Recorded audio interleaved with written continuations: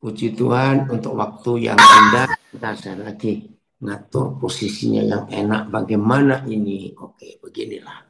Ya, lagi sekali terima kasih pengurus Aglo Indonesia yang mengundang saya untuk boleh berbagi saat ini. Puji Tuhan.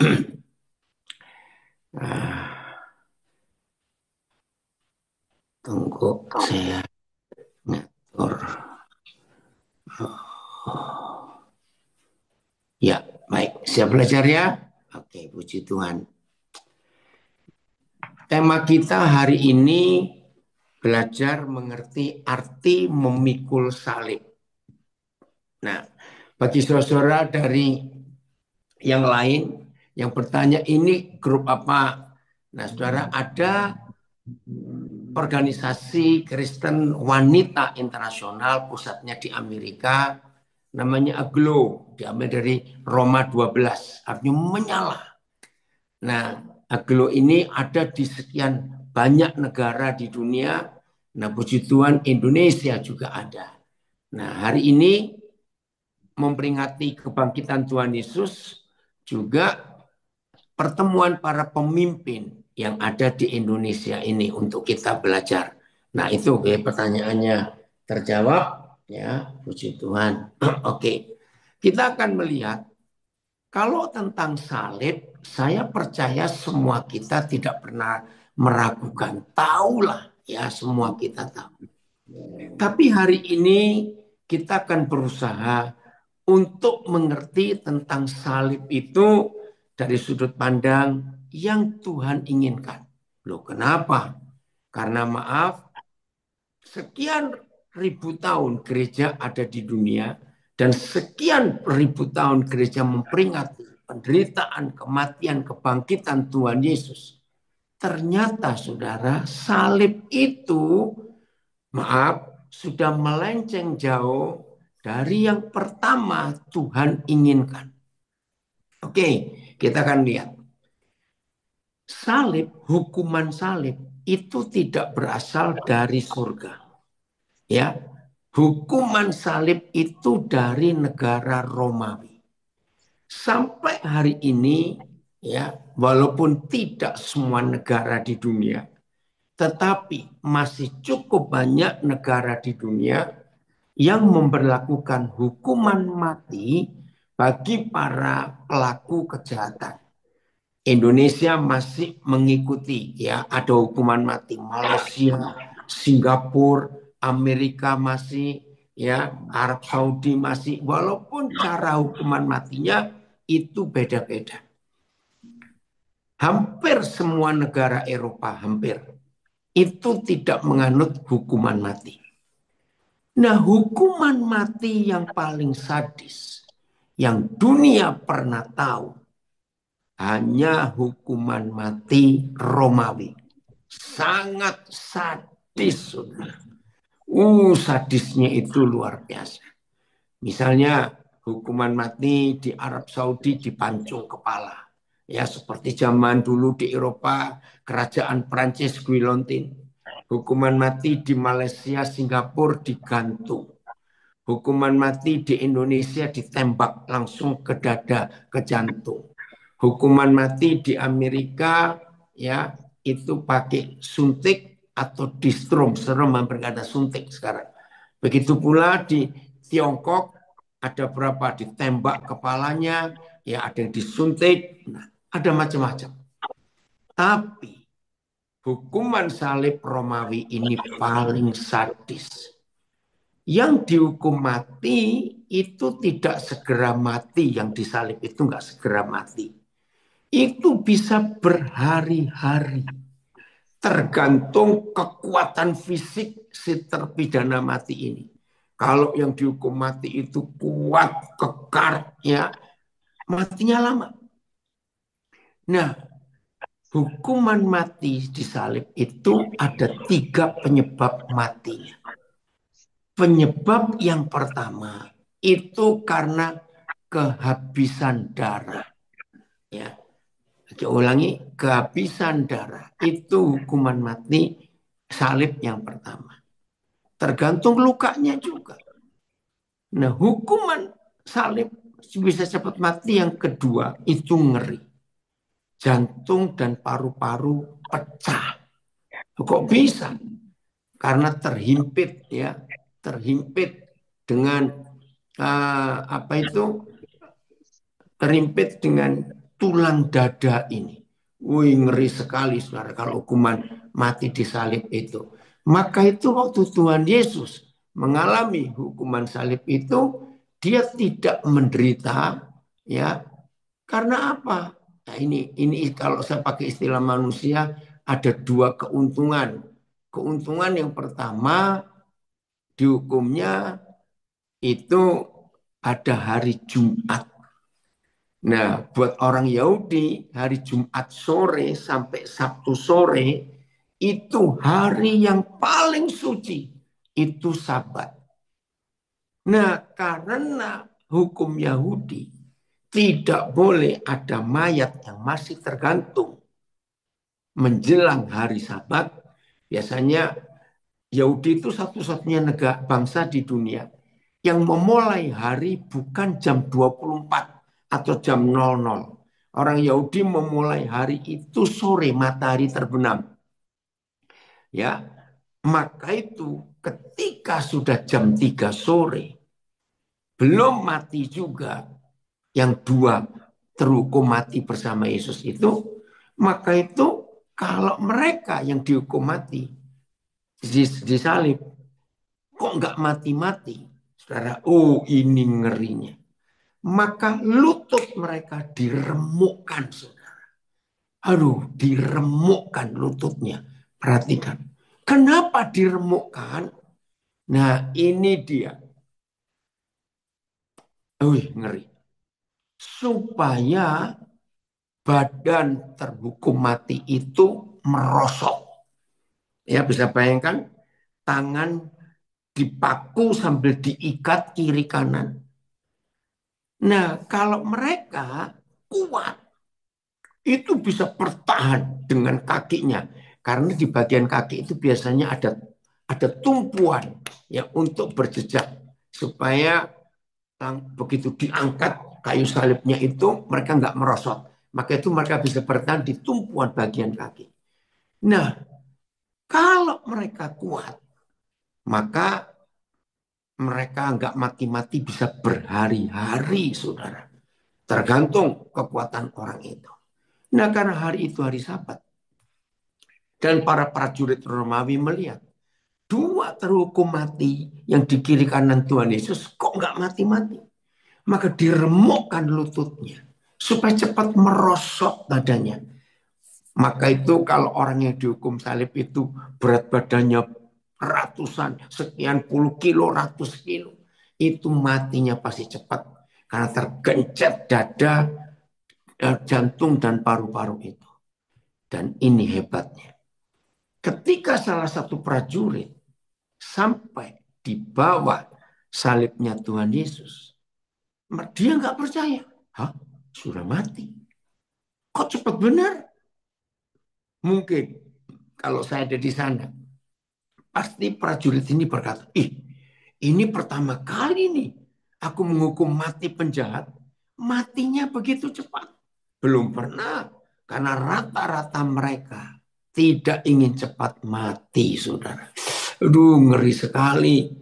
Nah, tapi tidak yakin.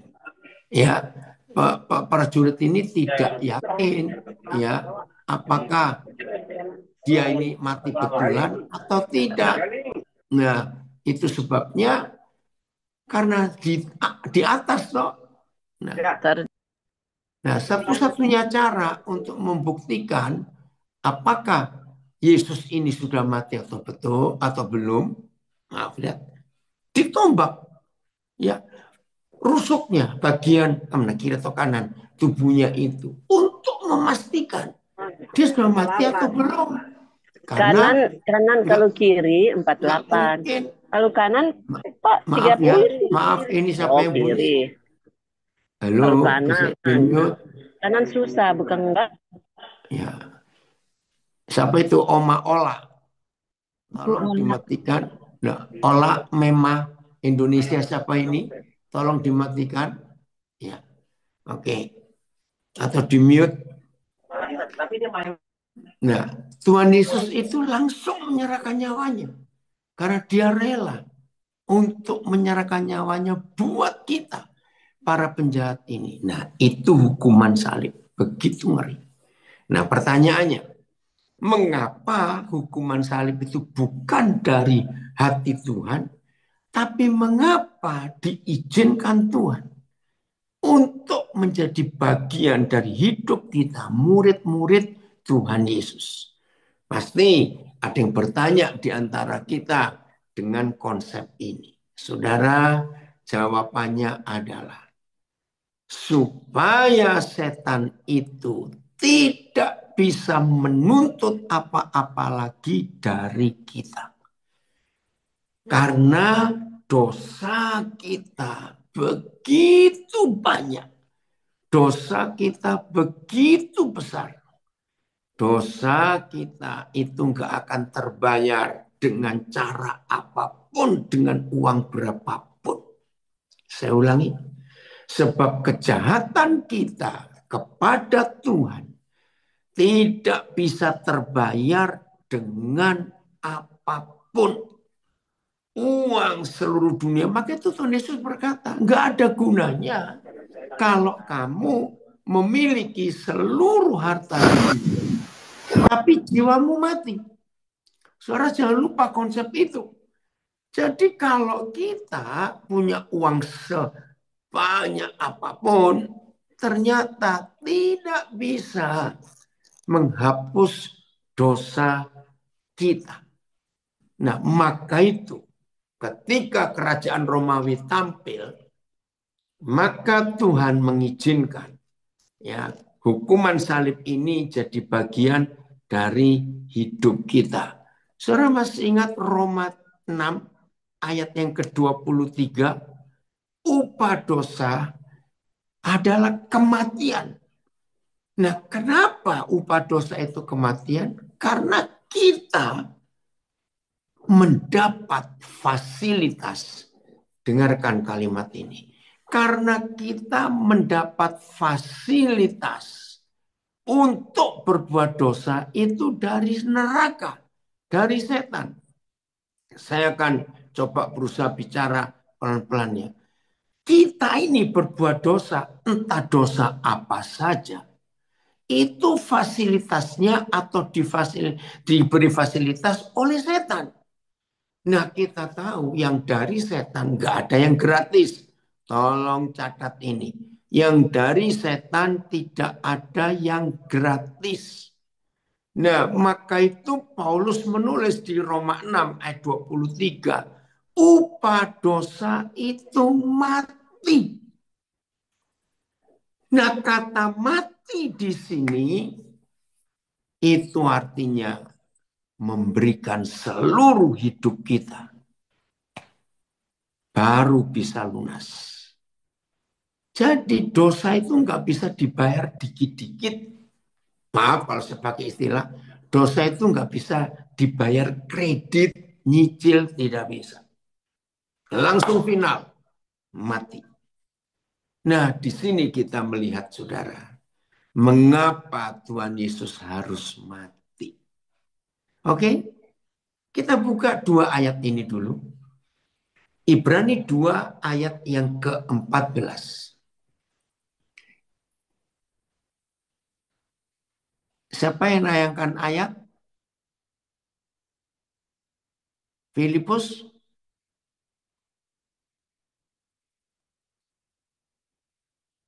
Siapa yang? Filipus. Ya bisa jadikan co-host. Ya. Ibrani 2 ayat 14. Puji Tuhan, ditayangkan ini. Ya. Ibrani 2 ayat yang ke-14.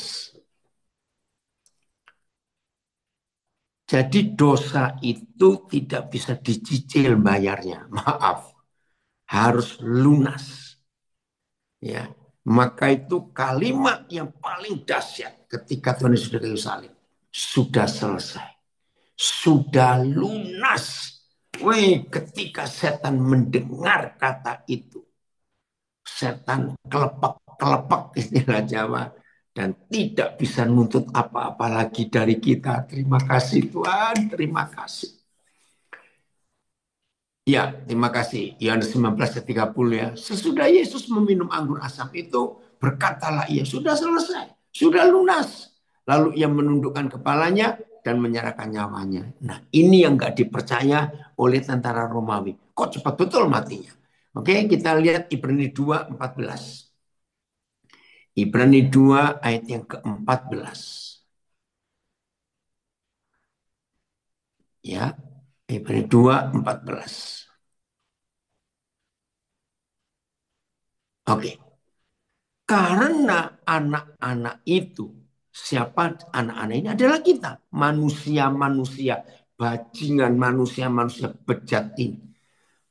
Adalah anak-anak dari darah dan daging. Maka Yesus juga menjadi sama. Perhatikan. Dengan kita manusia ini. Dan mendapat bagian dalam keadaan kita. Ini loh. Supaya oleh kematiannya Yesus memusnahkan dia, yaitu iblis yang berkuasa atas maut. Wih, luar biasa ini. Wan, terima kasih. Bapak senang kamu hadir. Saudara perhatikan ini. Jadi hukuman salib yang dimiliki oleh kerajaan Romawi yang waktu itu Romawi itu hampir menguasai semua negara di dunia, kerajaan yang paling luas, jajahannya paling luas, ya seperti Inggris di zaman modern. Maka Tuhan Bapa di surga menggunakan hukum salib ini untuk menjelaskan kepada kita betapa enggak terbayarnya dosa kita ini hancur. Yesus mati. Nah, Ibrani 10 ayat 5. Dua ayat ini akan jadi pegangan buat kita. Ibrani 10 ayat yang kelima. Kenapa dia mati? Nah, tadi yang baru tahu Ibrani 2:14, maka begini cara kita berpikir. Karena begitu sayangnya Tuhan kepada manusia, sayang sekali. Kita tidak meragukan lagi kasih Bapa kepada kita. Ya, maka itu dia harus mati supaya hutang kita. Ingat, semua dosa yang kita lakukan itu dapat fasilitas dari setan. Nah, fasilitas yang kita terima dari setan untuk berbuat dosa, entah jenis apa saja dosa yang kita lakukan, itu enggak gratis. Setan minta nyawa kita. Maka itu Roma 6:23 saya katakan lagi, upah dosa, ya hasil dosa itu kematian. Nah, karena Tuhan mengasihi kita dan dia harus menebus kita, membayar, ya kata tebusan itu cocok untuk pegadaian, ya digadai, ya. Nah, karena hutangnya nyawa kepada setan, fasilitasnya itu nyawa, ya harus dibayar nyawa. Nah, begitu sayangnya Tuhan kepada kita, tetap aja Ibrani, nggak apa-apa, Filipus, supaya nggak pindah Ibrani supaya 5 ya, supaya bisa lunas hutang kita, Yesus harus punya tubuh. Untuk apa? Karena dia Tuhan, nggak bisa mati.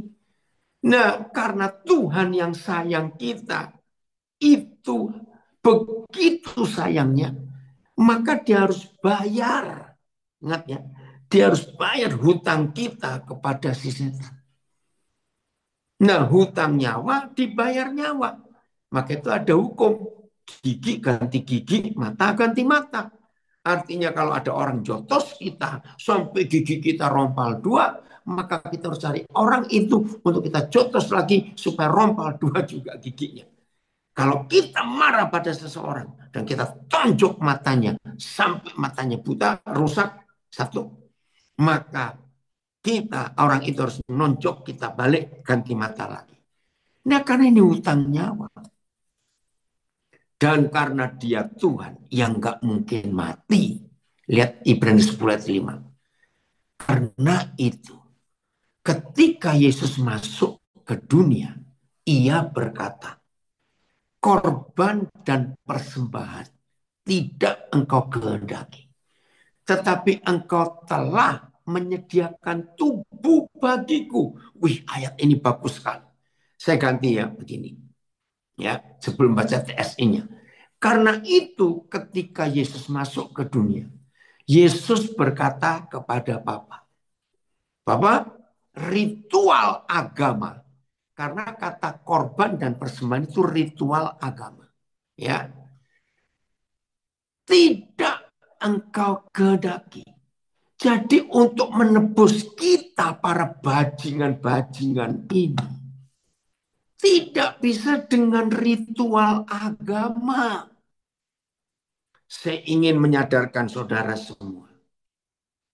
Mengapa sejarah menulis ribuan-ribuan tahun yang lalu semua bangsa di dunia, lihat nenek moyang bangsa Eropa, nenek moyang bangsa Indian, ya nenek moyang bangsa orang Asia, orang-orang aborigin. Saudara, sejarah mencatat bahwa sejak zaman dulu nenek moyang kita sudah sadar untuk membuat dewa-dewa yang hebat-hebat itu tidak marah, tidak murka kepada kita. Maka nenek moyang manusia memberi korban manusia. Saudara lihat sejarah, sadis, apalagi orang-orang Indian ya, ngeri sekali. Dan kurang ajarnya setan. Sejak ribuan tahun yang lalu, setan itu paling suka korban perawan dan bayi-bayi. Itu kurang ajar betul. Mengapa setan sukanya korban perawan dan bayi-bayi? Ingat ya, itu sejarah. Supaya nggak ada generasi berikut. Karena kalau semua bayi dikorbankan, habis generasi berikut. Kalau gadis-gadis dikorbankan, nggak ada ibu yang bisa melahirkan. Itu kurang ajarnya setan. Nah, zaman berubah, ya manusia mulai mikir. Korban manusia diganti korban binatang. Entah lembu, entah kerbau, entah kambing, entah ayam. Betul nggak? Ini sejarah. Maka itu kalau kita memperingati penderitaan kematian Yesus Jumat, Sabtu, Minggu, sampai kebangkitan, kita harus ingat fakta ini. Ngeri sekali, saudara. Jadi sejak dulu manusia sudah punya konsep. Supaya yang maha besar tidak murka, beri darah. Saya harap mengerti. Jadi bayangkan ketika Yesus masuk TSI-nya. Ketika Yesus masuk ke dunia, dia ngomong ke Papa. Papa, engkau tidak perlu ritual. Korban persembahan itu ritual, enggak perlu. Tapi engkau menyediakan tubuh bagiku. Wah, itu luar biasa. Saya baca TSI-nya. Itulah sebabnya ketika Kristus datang ke dunia ini, dia berkata kepada Tuhan, Bapa di surga, engkau tidak menginginkan korban dan persembahan ritual. Tapi engkau, Bapa, sudah menyediakan tubuh bagiku yang aku serahkan untuk melayani engkau. Supaya setan itu tutup mulut. Tidak nuntut kita lagi. Bayar, enggak.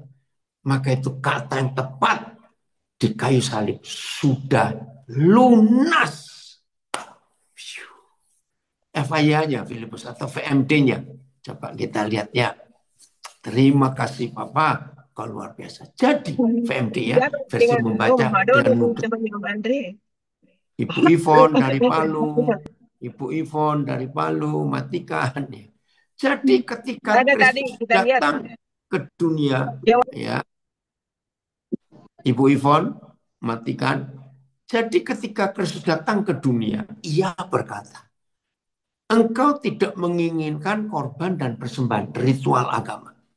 Tetapi engkau telah menyediakan tubuh untukku, sama Efaya-nya. Coba Efaya. Itulah sebabnya waktu Kristus datang ke dunia ini, ia berkata, ya Tuhan, darah lembu jantan dan kambing tidak dapat memuaskan hatimu. Jadi engkau menyiapkan, ya, engkau menyiapkan, bentar ini belum mati. Dan engkau menyiapkan tubuhku ini supaya ku persembahkan sebagai korban di atas mezbamu. Ini luar biasa. Nah, saudara, Yesus mati itu karena tujuan ini.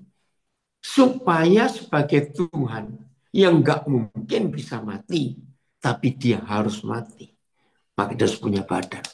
Nah, itulah salib.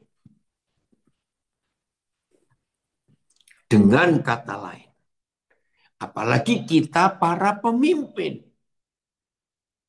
Para pemimpin itu gembala. Ya, saya ulangi, para pemimpin itu gembala.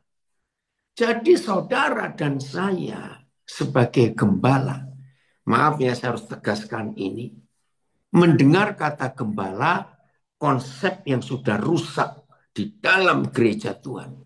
Itu harus seorang lulusan teologi, harus punya pengalaman pelayanan sekian tahun, harus dilantik, harus punya ini, punya itu. Maaf, hapus konsep itu. Setiap kita yang sudah menjadi murid Yesus adalah gembala. Jadi kalau kita menyebut diri, saya ini leader, saya ini pemimpin, ya hari ini kita belajar kepemimpinan dalam pelayanan wanita Aglo Indonesia, maka saudara dan saya ini gembala. Jangan pernah takut menyebut diri ini gembala, karena memang kita ini gembala. Nah, dasar apa yang saya pakai? Dasar Tuhan Yesus pertama kali ketemu Petrus setelah Petrus menyangkal Yesus 7 kali. Dan itu pertemuan pertama setelah penyangkalan gak percaya 7 kali. Itu di danau, di pinggir danau Galilea. Maka Tuhan Yesus menjawab, setelah Petrus tahu aku mengasihi engkau Tuhan. Oke Petrus, kalau begitu gembalakan domba-dombaku. Nah, dengan dasar peristiwa itu saya berkata, kalau saudara dan saya disebut pemimpin karena panggilan Tuhan, berarti kita ini gembala. Nah, tugas gembala cuma satu, memberi makan domba-domba dan memimpin. Dan cuma itu. Karena memberi makan dan memimpin itu seperti dua sisi mata uang. Ya, itu istilah dua sisi mata uang. Jadi gembala itu tugasnya satu. Terima kasih. Filipus TS ini ya, Yohanes 21 ayat berapa itu ya? Untuk ketiga kalinya Yesus berkata, Simon anak Yunus, apakah engkau mengasihi aku? Petrus merasa sedih karena sudah 3 kali Yesus bertanya seperti itu. Jadi dia menjawab dengan sedih ini ya, Tuhan, engkau tahu segala sesuatu. Engkau tahu bahwa saya mengasihimu.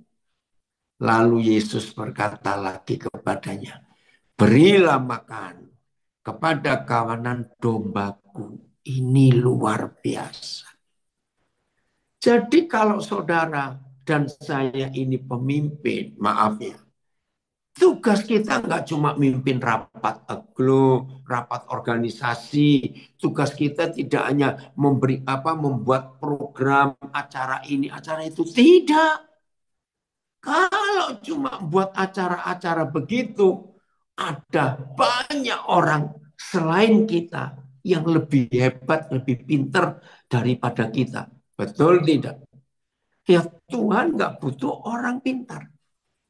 Cuma sederhana ini, beri makan domba-dombaku dan tuntun mereka. Udah, itu gembala. Nah, ternyata untuk menjadi gembala. Wah, ada komen ini. Beri makan ya, jangan minta makan. Nah, ini banyak ini, maaf. Ternyata tidak sedikit gembala dalam organisasi gereja yang nggak memberi makan domba, tapi makan domba.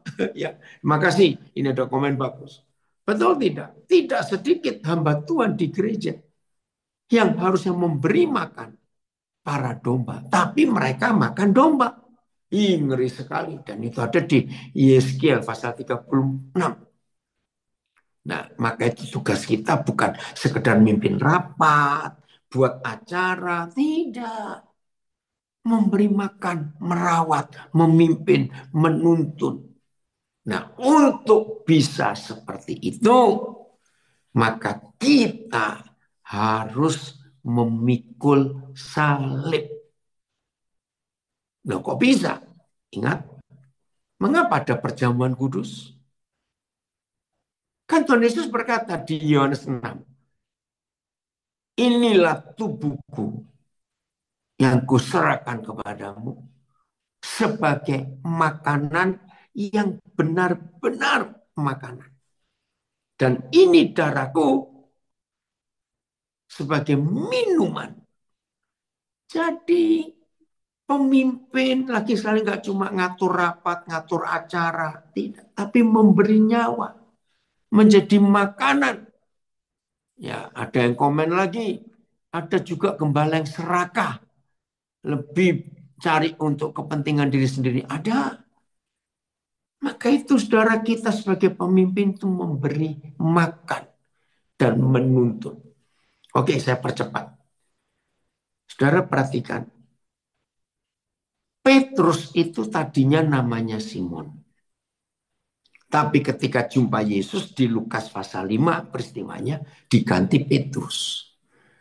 Dan anehnya Tuhan Yesus yang sudah mengganti nama Simon jadi Petrus, tapi perjumpaan pertama kali di pinggir Danau Galilea setelah nyangkal 7 kali. Tuhan Yesus kembali panggil Simon, anak Yunus. Wih, itu templakan yang keras sekali. Untuk menyadarkan si Petrus kembali ke hidup lama. Karena di Lukas 5 dia sudah janji, Guru, aku tinggalkan semuanya ini untuk ikut engkau. Maka itu Tuhan Yesus memanggil.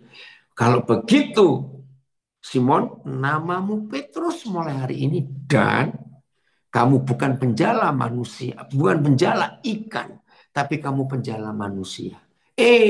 Dia kecewa, dia kembali ke hidup lama tangkap ikan lagi, maka itu Tuhan Yesus panggil dia Simon. Itu templakan yang luar biasa. Tapi puji Tuhan, Simon bertobat. Nah, maka itu dalam gereja Katolik, si Petrus itu disebut paus yang pertama. Sebentar lagi pemakaman Paus Fransiskus. Itu paus yang ke-266. Ya, itu tradisi gereja Katolik. Jadi orang Katolik menganggap Petrus itu paus yang pertama. Ya, itu tradisi, di ayatnya tidak ada. Karena diserahkan tugas gembalakan domba-dombaku. Beri makan mereka dan tuntun mereka. Jadi ini tugas kita. Nah, sebelum saudara dan saya bisa memberi makan domba-domba. Wah, ini Adi Gunawan hebat. Ya, ini ikut beri komen. Dia ini seorang tunanetra di Malang, anak saya. Nah, sebagai ini tolong saya memberi pengumuman. Ya, kalau ada di antara kita yang ikut belajar sekarang ini, ada saudara, kenalan, tetangga jemaat yang mengalami masalah penglihatan. Nah, saudara, di Indonesia ini baru ada satu institut untuk menolong orang-orang yang mengalami gangguan penglihatan. Ya, baik yang buta sejak lahir ataupun setelah umur tertentu tiba-tiba mengalami sesuatu. Bahkan anak saya Adi Gunawan ini sudah menolong banyak ya pejabat-pejabat, direktur-direktur, manajer-manajer yang tiba-tiba di usia 40, usia 50, usia 30 mengalami gangguan penglihatan. Nggak usah takut. Ternyata Tuhan pakai salah seorang saudara kita namanya Adi Gunawan ada di Malang. Ya, masih web. Coba Adi, kamu kamu tulis apa web supaya dimasukkan di Zoom maupun Facebook, Instagram saya. Filipus nanti masukkan. Ini bisa menolong banyak orang. Maka itu kalau ada di antara kita punya teman, saudara, keluarga yang mengalami gangguan penglihatan, jangan putus asa, jangan bunuh diri, masih ada kesempatan. Ternyata ada teknologi, ada banyak HP, smartphone yang bisa menolong orang-orang yang punya gangguan kesehatan mata, termasuk yang buta sejak lahir. Ya, Adi tolong tulis ya webmu di kolom chat. Nah ini anak saya ini buta tapi bisa pergi sendiri kemana-mana. Nggak perlu dituntun. Karena pakai aplikasi yang ada di HP itu. Maka itu ketika dia diundang untuk memberi seminar, memberi ceramah ya di kementerian-kementerian. Biasanya ada dana untuk teman pendamping karena tunanetra. Nah, Adi Gunawan ini nggak perlu pendamping, dia nolak, dia mau pergi sendiri dan dia bisa cari Grab sendiri, bisa ke bandara, oh bisa apa saja, luar biasa. Ya, biar ditulis ya. Oke, saya lanjutkan. Jadi saudara dan saya sebelum bisa jadi gembala, nggak perlu dilantik organisasi ya, tapi panggilan Tuhan. Maka satu syarat saja, harus pikul salib. Nah, tolong yang di Zoom sudah ada webnya. Phil, tolong bagikan ke Facebook dan Instagram Papa ya, supaya yang di Facebook, Instagram juga bisa melihat ini. Jadi satu-satunya syarat, saudara, bukan sekolah teologi, bukan ini, bukan itu. Satu-satunya syarat supaya saudara dan saya jadi pemimpin, cuma mikul salib. Awas, bukan pakai kalung salib. Awas. Pakai kalung salib tidak menjamin kita mau pikul salib. Jadi syaratnya cuma satu, pikul salib. Nah, apa itu pikul salib? Saya jelaskan yang sangat mudah. Satu, siap disinggung, tapi tidak tersinggung. Haleluya. Awas, ini pikul salib itu siap tersinggung, tapi nggak bisa nggak bisa merasa tersinggung. Masih nomor satu ya, siap disakiti, tapi tidak merasa tersakiti. Ya, ini nomor satu. Nomor dua, pikul salib itu artinya tidak egois. Apa itu tidak egois?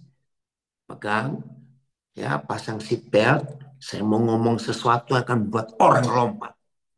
Pikul salib itu arti yang kedua tidak pelit. Halo, masih ada orang? Oh enggak amin? Ya, tidak pelit. Tidak pelit bukan hanya tentang uang, tapi tidak pelit waktu. Tidak pelit untuk berbagi nasihat.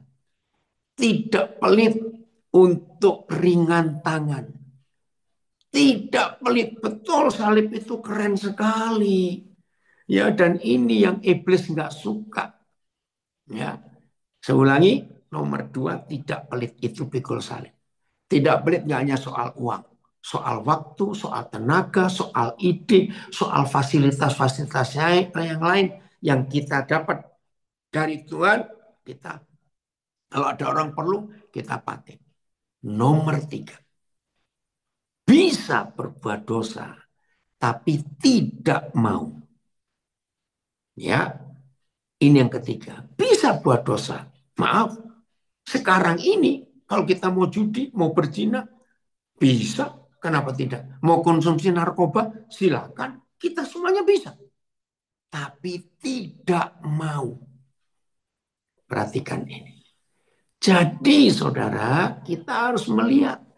Jadi arti pikul salib, saya ulangi lagi, supaya kita siap untuk pikul salib dan kita bisa menjadi gembala. Satu, bisa disinggung tapi nggak tersinggung. Ya, disakiti mungkin sering tapi nggak tersakiti. Nomor dua, tidak pelit untuk segala sesuatu, nggak cuma uang. Yang ketiga, bisa berbuat dosa tapi tidak mau. Nah, perhatikan tiga kata ini. Disakiti, menyakiti, Di tangan. tersakiti. Ya, coba perhatikan. Disakiti, ya, menyakiti, dan tersakiti. Saya ingin ada yang jawab, khususnya Aglo. Dari tiga kata ini mana yang benar, mana yang salah. Ya, disakiti, menyakiti, tersakiti. Ayo, yang mana? Saya tunggu tulisan saudara. Cepat. Yang mana ini? Menyakiti. Itu salah atau benar? Disakiti. Oh, ya, yang mana ini? Disakiti. Ya, oh, ya. Sakiti. Jawabannya semuanya salah. Kalau saudara dan saya sudah pikul salib, dengar ya. Kalau kita sudah pikul salib, kita tidak akan bisa menyakiti, kita pun tidak akan bisa disakiti. Kembali saya ngomong, oke saya ulangi lagi. Kalau saudara dan saya sudah pikul salib, kita nggak bisa menyakitin orang. Catat. Dua, kita pun tidak bisa disakiti kalau sudah pikul salib. Bahkan yang ketiga, saudara dan saya pun nggak bisa tersakiti. Itu keren. Serius. Jadi salib itu bukan simbolnya. Oke, saya tadi ngomong kurang satu tradisi salib itu. Yang ketiga, salib itu yang dipakai oleh kebanyakan gereja, khususnya Katolik, itu karena mimpi dari Kaisar Konstantin. Suatu hari mereka sedang perang dengan negara lain. Lalu Kaisar Konstantin mimpi. Ini tradisi yang nggak ada di Alkitab. Dalam mimpi itu Konstantin melihat bahwa ada tanda salib besar sekali. Dan dalam mimpi itu ada pesan. Besok kamu dalam perang, semua banner, semua bendera kerajaan Roma harus ada tanda salib. Dan semua perisai, oh nggak sanggup, ya harus sanggup. Ya, dia bilang nggak sanggup Pak, harus sanggup ya. Dan semua perisaimu harus beri tanda salib. Nah, ternyata itu kali pertama Kaisar Konstantin mengalami menang dalam peperangan karena tanda salib. Nah, sejak hari itu Gereja Katolik memakai tanda salib, bahkan untuk doa pun tanda salib. Tapi itu bukan di Alkitab. Nah, itu tradisi. Nah, ada yang jawab, sulit Pak. Oke, kalau saudara berkata sulit untuk tidak bisa merasa sakit, nggak bisa tersakiti, nggak bisa menyakiti, nggak bisa disakiti, berarti saudara belum pikul salib. Itu saja. Serius saudara? Ayo, jangan. Thank you. Kalau pikul salib tidak menyakiti, tidak disakiti. Betul sekali. Saudara, ini prinsip sederhana. Maka itu kalau masih ada di antara kita suka tersinggung. Maaf. Biasanya kan ibu-ibu bukan wanita yang sensi. Jangan marah. Maaf. Ayo kita pakai pikul salib tiap hari. Jadi pikul salib itu saya ulangi. Tidak bisa tersakiti, tidak bisa menyakiti, dan tidak bisa disakiti. Nggak bisa. Oke, saya punya ilustrasi gara-gara spikul salib ini. Saya percaya semua kita pasti pernah ngalami. Ini ilustrasi tapi ini kebenaran. Di salah satu dari 10 jari tangan kita ada luka kecil sekali. Tapi kita tidak pernah tahu. Ya menyangkal diri, betul. Maka itu ada yang tanya, menyangkal diri itu kalimat sederhana begini. Saya bisa berbuat dosa, tapi tidak mau. Tolong dicatat. Ini kalimat yang saya dapat dari Roh Kudus. Pikul salib itu berarti ya ini Ibu Lili ya sudah komen, saya baca komennya bagus sekali. Ya, pikul salib tidak bisa disakiti, tidak bisa tersakiti dan tidak bisa menyakiti. Wih, betul sekali Bu Lili ya. Ya, oke. Nah, saya lanjutkan. Jadi pikul salib itu sederhana. Saudara dan saya, maaf, setua apapun kita, ya, tetap bisa berbuat dosa. Betul? Walaupun setua. Tapi tidak mau. Nah, itu pikul salib. Oke, saya beri ilustrasi yang luar biasa. Ya. Oke, ada yang komen. Yang aja. Semua kita pasti pernah mengalami salah satu dari 10 jari tangan kita ada luka halus sekali. Tapi kita nggak tahu. Kapan kita tahu? Waktu diajak makan bakso, makan soto, terus kita sedang meras jeruk ya untuk nikmatnya makan. Begitu kita peras jeruk, langsung tahu ada yang luka. Ayo, orang yang sudah pikul salib pasti berkata, terima kasih jeruk, karena kamu mengingatkan aku. Ternyata ada luka yang aku tidak tahu. Tapi orang yang nggak mau pikul salib, begitu meras jeruk dan jarinya luka perih, langsung jeruknya dibanting, diinjek-injek jeruk. Kurang ajar kamu. Kenapa kamu nyakitin aku? Pasti ada yang kena ini dengan ilustrasi ini. Jangan marah. Betul nggak saudara? Jadi yang salah bukan jeruknya, goblok. Yang salah kita. Yang ada luka ini. Kok jeruk disalahkan? Coba bayangkan. Kalau 10 jari tangan kita ini nggak ada luka. Ayo meres jeruk sekilo. Ya nggak ada sakitnya. Cuma ya pegel aja. Ngapain jeruk 1 kilo kita peres dengan tangan kita? Maaf jangan tersinggung. Ini fakta. Jadi kalau masih ada yang tersinggung di antara kita, harusnya berterima kasih pada yang nyinggung. Amin. Kenapa? Karena saudara kita ini dipakai Tuhan untuk mengingatkan kita. Hei Daniel, ada luka di hatimu. Maka itu saudara, kalau saudara dan saya sudah pikul salib, berarti gak ada luka di hati kita. Jadi ada orang se-RT nyinggung kita. Kita cuma senyum. Bahkan kita berkata, Tuhan berkati ya. Karena gak ada luka. Ingat, ini ilustrasi yang saya dapat luar biasa. Air. Ya, air. Itu gak bisa dipotong. Ada orang nganggur, motong air pakai pisau. Nganggur.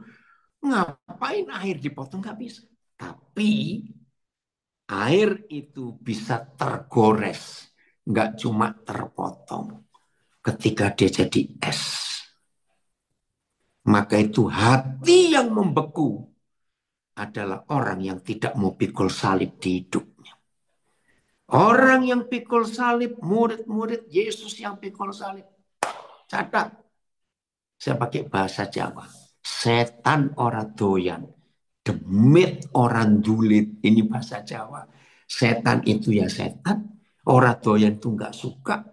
Karena kalau ada orang yang setan mau goda. Tapi orang itu air hidupnya. Setan minggir duluan. Percuma ganggu air. Nggak bisa digores. Tapi begitu setan melihat ada orang hatinya beku. Orang itu jadi membernya setan dan jadi langganannya setan. Catat kalimat ini. Jadi para pemimpin murid Yesus yang tidak mau pikul salib, maka dia membernya setan.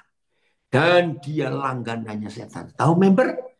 Pasti di antara kita banyak yang jadi member apa saja. Seperti saya, karena saya suka terbang. Saya member dari beberapa penerbangan, karena saya suka terbang. Nah, yang jadi member sesuatu, member rumah makan, member hotel, member apa saja, itu pasti dapat info hampir tiap hari. Terus kalau dikirimi apa-apa, dapat fasilitas, dapat bonus. Nah, celakanya kalau namanya pemimpin itu jadi membernya setan. Ampun dah. Nah, terus gimana cara keluar dari member? Gampang. Kalau untuk jadi member harus subscribe, maka kalau mau keluar unsubscribe, beres, keluar aja. Jangan mau jadi membernya setan. Siap untuk disakiti tapi tidak sakit, maka kita tidak akan tersakiti dan kita nggak bisa menyakiti lagi. Oh, haleluya. Inilah hidup yang Tuhan Yesus beri. Saudara, ayo hari ini kita berubah dalam konsep. Tunggu Pak, selesai ibadah pasti ada ibu-ibu yang temperamen. Nah, ini yang ngomong siapa ini? Vivo 2204. Maaf, saya cuma baca ya. Tunggu Pak, selesai ibadah pasti ada ibu-ibu yang temperamen. Ingat saja kita lagi pikul salib, biar nggak terlalu apa ini, nggak terlalu sakit. Oh, nggak ada kata nggak terlalu, nggak sakit. Pokoknya begitu ya. Tidak bisa disakiti, tidak bisa menyakiti, dan tidak bisa tersakiti. Maka itu dalam istilah psikologi, dalam bahasa Inggris ada istilah hurt people, hurt things others. Jadi kalau ada satu manusia hatinya sakit, maka dia akan menyakiti orang lain. Dan itu prinsip hidup. Tapi kalau kita sudah punya hati Yesus, nggak akan menyakiti, nggak akan tersakiti, dan nggak akan bisa disakiti. Ayo semua kita. Biarlah di Paskah 2025 ini kita semua mengalami revolusi, menang atas sakit hati, tersinggung, kecewa, putus asa, semuanya itu nggak akan terjadi. Kalau salib itu jadi kesukaan kita. Bagian terakhir. Tadi dinyanyikan, dipilih lagunya Sari Simorangkir. Karya terbesar. Nah, saya pertama kali dengar lagu itu sudah lama, sudah tahun 90-an akhir yang lalu. Saya minta izin Sari karena saya kenal baik. Sari, maafkan Koden. Mulai setelah Koden sekali nyanyi lagumu, Koden kalau nyanyi lagi akan Koden gubah. Gubah gimana Koden ini? Saya kalau nyanyi begini. Karya terbesar dalam hidupmu, pengorbananku yang selamatkanmu, akulah harta yang tak ternilai, yang kau ingini dan kau hargai. Yesus Tuhan dicintai. Kenapa saya ngubah? Dengarkan. Kalau kita nyanyi karya terbesar dalam hidupku, pengorbananmu, salah. Saudara dan saya mau minta Yesus mati berapa kali lagi untukku. Karya terbesar dalam hidupku, pengorbananmu. Yesus cukup sekali mati. Oh ya, ada komen dari Delft, Belanda. Ya benar, orang sakit akan menyakiti orang lain. Jadi jika kita punya tanggung jawab untuk sekali kesakitan dan hati kita disehatkan, dibawa kasih kaki Yesus, keputusan dari kita sendiri untuk menjadi pulih. Amin. Betul itu. Ayo ya kita berubah. Jadi saudara, kita nggak boleh nyanyi lagi dengan kalimat yang sama. Karya terbesar dalam hidupku, pengorbananmu. Tuhan Yesus cukup berkorban sekali untuk kita. Tapi setelah Yesus mati berkorban untuk kita, maka kita karya terbesar dalam hidupmu, munya orang lain. Pengorbananku, saudara dan saya berkorban. Ya, untuk menyelamatkan orang-orang itu. Dari mana saya dapat pengertian ini? Saya nggak akan lupa. 27 Desember 1983. Wih, itu 42 tahun yang lalu. Saya ada di Jerman waktu itu. Saya retreat dengan PERKI, ya Persekutuan Kristen Indonesia. PERKI itu dibentuk oleh Radius Prawiro zaman waktu kuliah. Ya, kok Radius bukan? Saya lupa. Di Eropa berdirinya. Nah, hari itu ada retreat di sebuah kota kecil namanya Schwerte, ya di North Rhine-Westphalia. Nah, tanggal 28 saya harus mimpin perjamuan. Nah, 27 Desember malam itu saya lagi merenung. Itu pertama kali saya mengerti kebenaran salib ini. Saudara, semua kita pasti hafal. Fail siapkan 1 Yohanes 3:16. Semua kita pasti hafal Yohanes 3:16. Karena itu pusat inti dari seluruh Alkitab. Ya, dari Kutai Barat, hati yang keras diibaratkan seperti es batu. Itulah firman Tuhan peringatkan, tuh jangan keraskan hati. Amin. Fail 1 Yohanes 3:16. Nah, Yohanes 3:16 kita semuanya hafal. Karena begitu besar kasih Tuhan akan dunia ini, maka dia berikan anak yang tunggal, yaitu Yesus, supaya kita yang percaya pada dia tidak binasa, tapi berhidup yang kekal. Tapi saudara, penulis yang sama, Rasul Yohanes, di angka pasal yang sama, pasal 3, dan di angka ayat yang sama, ayat 16, ternyata bapak-bapak gereja yang menyusun Alkitab ini bisa menemukan Yohanes 3:16. Itu enggak cukup kalau saudara dan saya tidak menggenapi 1 Yohanes 3:16. Demikianlah kita ketahui kasih Kristus, yaitu bahwa ia telah menyerahkan nyawanya untuk kita. Ini Yohanes 3:16. Titik koma. Jadi kita pun wajib menyerahkan nyawa kita untuk saudara-saudara kita. Wajib, bukan harus. Dalam bahasa Inggris pun nggak pakai kata must, tapi ought to. Lihat ayat. Beginilah kita mengenal kasih, yaitu bahwa Yesus Kristus telah menyerahkan hidupnya untuk kita. Jadi kita juga harus menyerahkan hidup kita untuk saudara kita. Jadi untuk orang-orang lain yang belum diselamatkan, kita nggak bisa berdoa Yesus mati lagi untuk mereka. Tidak. Tapi saudara dan saya yang wajib mati untuk yang lain. BIS. Dengan jalan inilah kita mengetahui cara mengasihi sesama. Ya, bahasa Indonesia sehari-hari. Dengan jalan inilah kita mengetahui cara mengasihi sesama. Kristus sudah menyerahkan hidupnya untuk kita. Sudah. Karya terbesar dalam hidupku, pengorbananmu. Sudah. Sebab itu, kita juga harus menyerahkan hidup kita untuk saudara-saudara kita. TSI. Dengan cara inilah kita mengenal arti kasih. Kristus sudah mengasihi kita sehingga mengorbankan dirinya demi kita. Karena itu, hendaklah kita pun rela berkorban demi saudara-saudari kita. Nah, ini arti pikul salib, tema yang dipilih untuk leadership Aglo Indonesia ini. Jadi saudara dan saya wajib menyerahkan nyawa. Nah, pasti ada yang tanya, apa itu menyerahkan nyawa? Ayat 17. Ya, ayat 17. Saya hampir selesai ini. Oke. Ayat 17. Sambung ya, 16-17.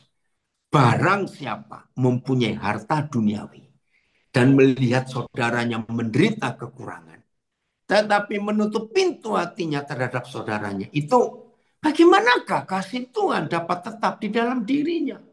Wah, ini luar biasa. Ternyata menyerahkan nyawa itu menyerahkan harta. Maka itu saya menemukan dua bukti bahwa nyawa itu harta, harta itu nyawa. Bukti yang pertama, hanya Tuhan Yesus satu-satunya pribadi yang pernah berkata, di mana ada hartamu, di situ ada nyawamu. Halo, betul ya? Di mana ada hartamu, di situ ada nyawamu, ada hatimu. Bukti kedua itu para perampok, para penodong, ya pasti zaman dulu apalagi. Kalau mereka nodong, harta atau nyawa, harta atau nyawa. Bayangkan perampok-perampok aja tahu loh saudara. Kalau uang itu adalah nyawa, harta itu adalah nyawa. Betul, ada komen dari Kelapa Gading, Jakarta. Diselamatkan untuk menyelamatkan yang lain. Betul. Nah, kalau penodong harta atau nyawa betul. Mereka tahu. Nah, maka itu ingat tadi ciri yang kedua pikul salib tidak pelit. Bayangkan kalau Yesus pelit, kita nggak jadi apa-apa. Haleluya. Saya harap tidak ada yang nyesel ikut pelajaran siang ini.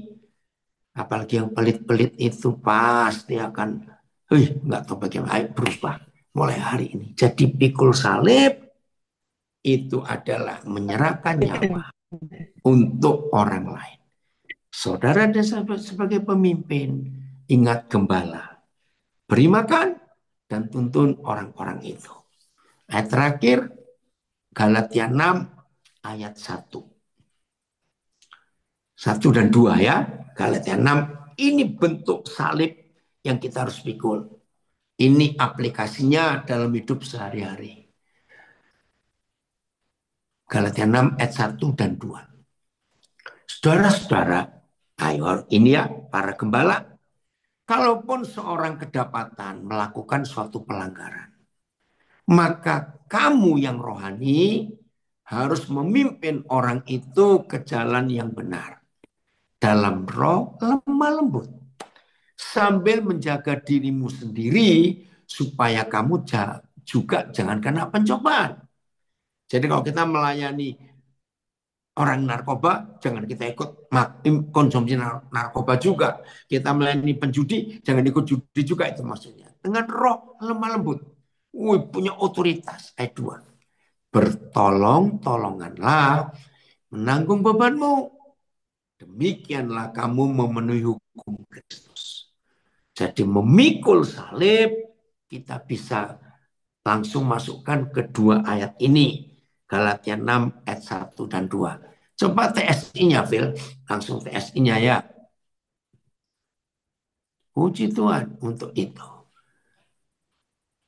Saudara-saudari, kalau ada di antara jemaat yang ketahuan jatuh dalam dosa, maka hendaklah anggota lain yang hidupnya dipimpin Roh Kudus membimbing dia kembali ke jalan yang benar. Tetapi lakukanlah itu dengan lemah lembut, sambil tetap waspada supaya kamu sendiri tidak ikut tergoda untuk berbuat dosa. Ayat 2-nya, SI, maka itu punya berapa banyak terjemahan, versinya bagus, kita belajar lebih ngerti. Hendaklah kita semua saling menolong untuk meringankan beban saudara-saudari seiman yang mengalami kelemahan atau kesusahan. Dengan begitu kita menaati hukum kasih yang Kristus berikan. Keren ya? Nah, saya akan simpulkan dari pikul salib Galatia 6 ayat 1 dan 2 dengan sebuah kalimat yang sangat umum ada di gereja Tuhan, ada di pelayanan Kristen. Dan itu saya katakan dari setan kalimat itu. Saya harap setelah semua kita mendengar kebenaran ini, dengar ya, maka tidak boleh lagi, perhatikan, tidak boleh lagi ada kalimat-kalimat seperti ini. Ya, perhatikan ya. Kita sudah mendengar firman ini, kita tidak boleh ada kalimat ini. Mari kita doakan. Salah. Loh, kok salah? Dengar. Ada orang sakit, ada orang susah, ada orang kesulitan, ada orang alami masalah berat, datang kepada kita para pemimpin. Gereja sudah salah ribuan tahun. Mari kita doakan. Salah. Karena kalau kita berkata mari kita doakan, sesungguhnya saudara sedang minta Tuhan yang bekerja untuk tolong orang itu. Ingat, itu tugas kita. Ada orang jatuh dalam dosa, mari kita doakan. Ada orang mau cerai, mari kita doakan. Ada orang kesulitan, mengalami macam-macam, mari kita doakan. Nggak bisa. Kita harus bertindak. Itu pikul salib. Menyerahkan nyawa, wajib menyerahkan nyawa kita untuk yang lain. Haleluya. Oh, kalau salib itu kita pikul, kita hidupi, maka dunia akan jadi sama seperti surga. Tuhan Yesus memberkati kita semuanya. Dan ayo kita jadi pelaku. Mulai hari ini kita pikul salib dengan sukacita. Tanpa gerutu. Ya, ingat loh, kalau pikul salib, berarti nggak bisa menyakiti, nggak bisa disakiti, nggak bisa tersakiti. Wah, haleluya. Surga ada di bumi. Selamat Paskah, menikmati kemenangan Tuhan Yesus. Amin. Saya kembalikan kepada host.